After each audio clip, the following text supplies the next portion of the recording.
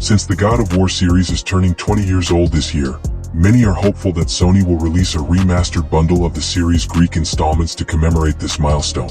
The first two God of War games, in addition to God of War Ascension and the PSP exclusive spin-offs, are not natively playable on modern PlayStation consoles or Windows PCs, so a compilation of these titles would make a lot of sense.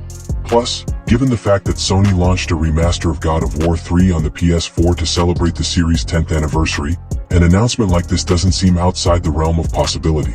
Over the last few months, there have been rumors pointing towards the existence of this God of War remaster collection. A few weeks ago, an insider alleged that the next God of War project would take place in ancient Greece.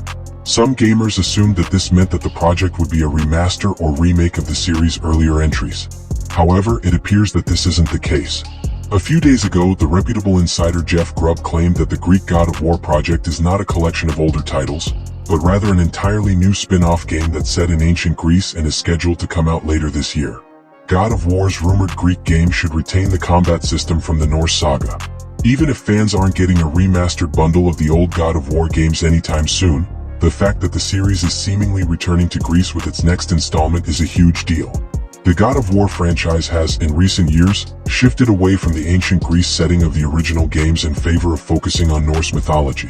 God of War 2018 and its 2022 sequel, God of War Ragnarok, both take place in ancient Scandinavia and feature an entirely new pantheon of gods, with Kratos being one of the few returning characters. The Norse and Greek God of War games have completely different gameplay styles. The Norse saga of God of War games are different not only in terms of settings, but in terms of combat systems as well. God of War 2018 and Ragnarok feature an over-the-shoulder camera perspective and a more open-ended approach to level design compared to their predecessors.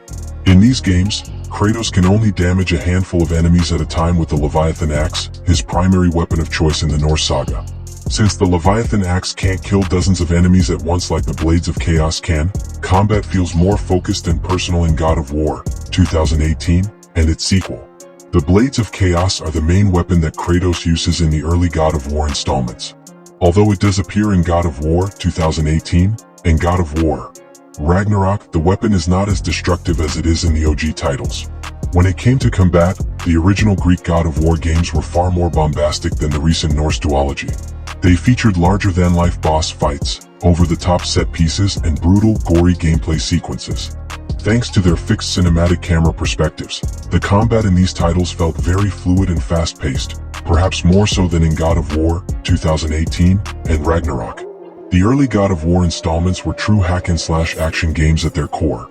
They prioritized combat and spectacle more than anything else. The Greek and Norse God of War games both have great combat systems, so it's frankly hard to pick a favorite.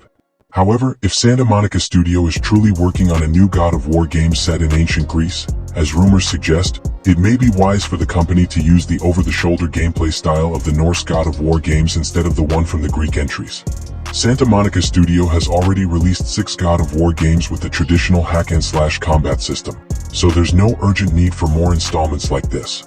It would be more interesting for the company to release a Greek-era God of War game with Norse-era style combat than for it to wholeheartedly replicate the series' past installments without making any innovations to their formula at all.